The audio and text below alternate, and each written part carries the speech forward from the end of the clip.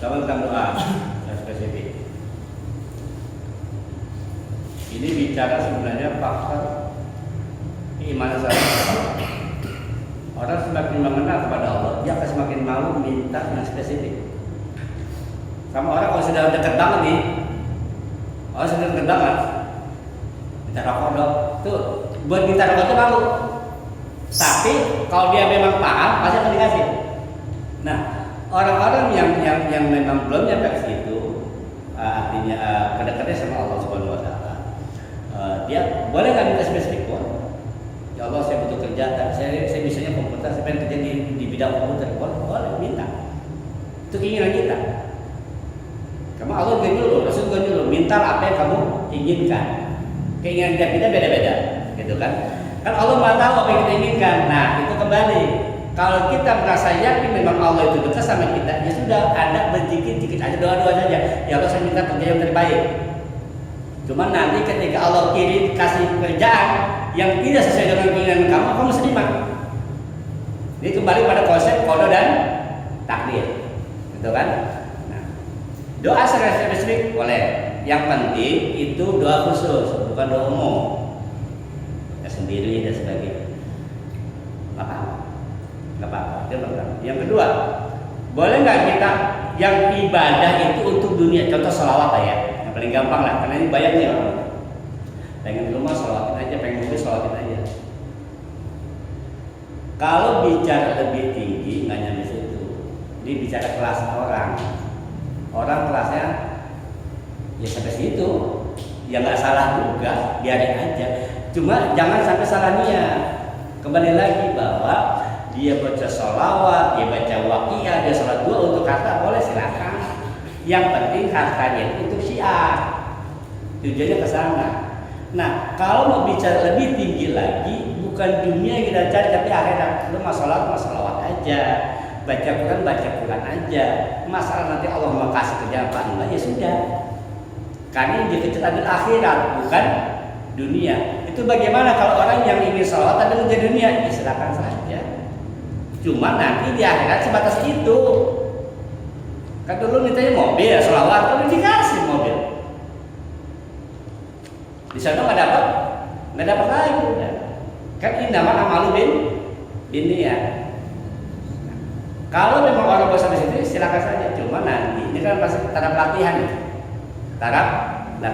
Yang penting apa? Yang penting dia biasakan dulu salawat itu, dia biasakan dulu zikir itu, dia biasakan dulu istighfar itu, dengan harapan nanti setiap saat dia bisa membedakan, bisa merasakan bahwa memang ada efek-efek yang memang luar biasa dari salawat dan zikir-zikir. Kecemasan, rasa takut, kemudian lagi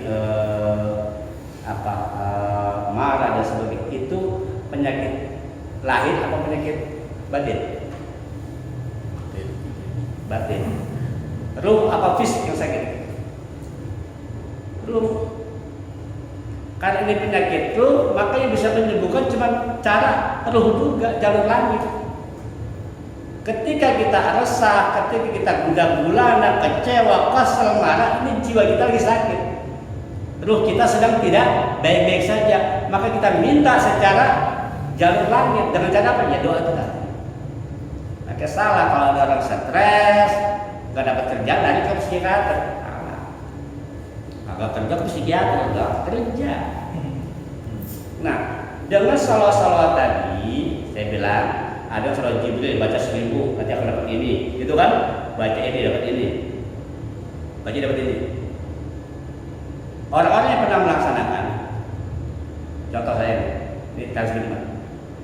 Siapa tahu Pak? Ini taris lima saya bilang. Ketika saya butuh sesuatu materi cukup besar, sudah ada jalan. Kata guru saya, coba jalan ini sholat Jibril 1000 sehari selama 1 minggu. Bagus 40 hari. Selama 1 minggu lihat ada perubahan. Karena niat saya mengejar ini nih, si jalan memang. Saya cerita kayak dikit ya. Itu bahkan cuma bukan 10 lebih dari itu. 3 hari kalau kasih. 3 hari kalau kasih. Saya butuh sekian juta kalau kasih. dengan cara itu. Artinya apa? Bahwa memang dengan salawat itulah Rasulullah bantu. Nah akhirnya saya sudah terbiasa berselawat, salawat terus. Kan udah selesai tuh kebutuhan saya. Apakah selesai juga baca salawat? Ya enggak.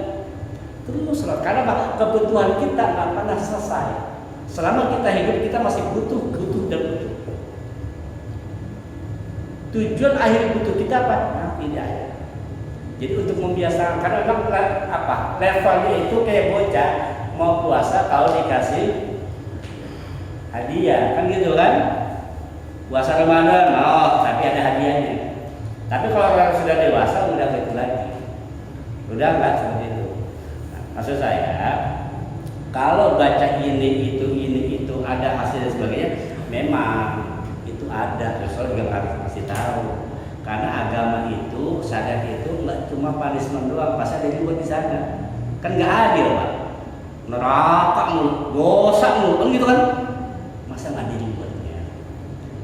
Dibuat inilah jalur-jalur yang Rasulullah kasih tahu. Kalau ada ini baca. Itu memang dari Rasulullah itu dalilnya tidak ada.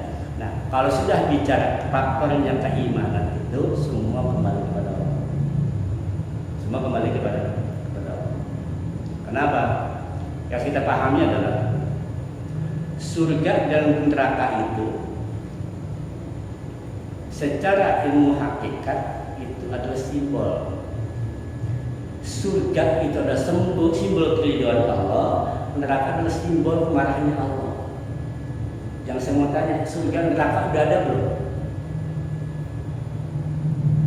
Surga neraka kita terimanya kan nanti. Surga neraka kita terimanya nanti. Tapi kalau marah dan ridhonya Allah sudah ada belum sekarang? Sudah ada. Artinya kita nggak usah kerja surga yang kita nggak tahu kapan. Yang kita kerja ada ridho Allah. Ridho Allah itulah disimbolkan dengan surga. Murkanya Allah, marah Allah disimbolkan dengan neraka. Bentuk fisiknya nanti. Yang kita kejar itu bukan surga, tapi ridho Allah. Ada seorang ulama, ahli sufi, saking dia orang soleh gitu kan, ketika munajat, Jibril turun, malaikat turun, dikasih tahu, saya sedih lihat kamu, ibadahmu luar biasa, tapi saya lihat di daun arsy itu namamu jadi ahli neraka, jadi ahli neraka. Terus kata dia, loh, kenapa bisa begitu? Ditanya ke Allah, Jibril nanya kenapa orang ini rajin ibadah tapi masuk neraka? Apa kata Allah? Ini dia dulu karena waktu masih kecil, emaknya mau nyuruh dia pura-pura tidur. Emaknya buka pintu, dia lagi rebahan nih, wah mampu mau nyuruh apa? Pura tidur kan? Gitu kan? Itu gara-gara itu tuh pura-pura tidur, emaknya mau nyuruh, akhirnya dia masuk neraka.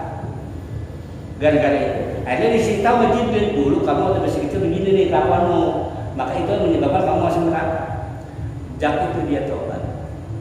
Yang penting saya ngajak dari Allah Subhanahu wa Ta'ala. Terus dia bilang begini, saya mau ditaruh di neraka, kayak mau ditaruh di surga, kayak terserahlah itu urusan Allah. Yang penting saya dapat ridhonya Allah.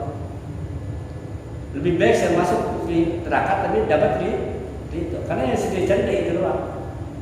Nah, maksud kita di sini untuk awal-awal membiasakan tarbiyah silakan. Cuma jangan sampai ketika Anda bersolawat hanya ingin mobil, ketika dapat mobil berhenti baca solawat, ini yang masalah kan. Sholat duha udah sebulan laku-laku duha. Itu artinya niat kita. Ada orang solawat silakan. Kita minta itu boleh apa? Yang penting kembali lagi, ketika Anda sudah memiliki itu semua, ingat hisab akan ada itu. Yang pertama, yang kedua, karena kita bersalat, kita berharap kepada Rasulullah membantuin, kan gitu kan. Sebenarnya kita sholat itu kita minta tolong kepada Rasulullah. Ya Rasulullah tolong bantuin Allah tolong. Saya lagi pengen punya pajero, bisa. Saya lagi pengen punya rumah nih. Saya pengen jodoh. Rasulullah yang mintain dengan salawat. Apakah mufti dengan salawat dapat jodoh menjadi salawat? Tapi nanti akan naik dengan sendiri. Luruskan dia. Kalau memang itu dijadikan dasar, mau silakan. tapi efek gitu. Saya lagi bahwa dengan duha, dengan sholawat itu kita mengharap ridho Allah yang pertama. Tapi ada efek. Efeknya apa? Efeknya selain dapat ridho, efeknya Anda akan dimudahkan rezekinya, akan dimudahkan urusan. Itu efek doang dari bacaan.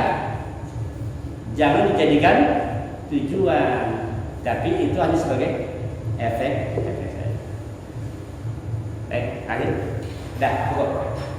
Ya. Jadi itu aja intinya, bahwa jangan tinggalin dua. Ya, mulai sekarang ya, perbaiki hidup kita yang kemarin masih suka lewat-lewat, paling tidak 2 rakaat mah ya, jangan sampai kita tinggalin. Kemudian jangan pernah lupa dari Rasulullah. Perbanyak baca salawat, insya Allah apapun permasalahan kita Allah akan mudahkan dengan barokah wasilah Nabi Muhammad SAW. Subhanallah wa bihamdihi, asyhadu an la ilaha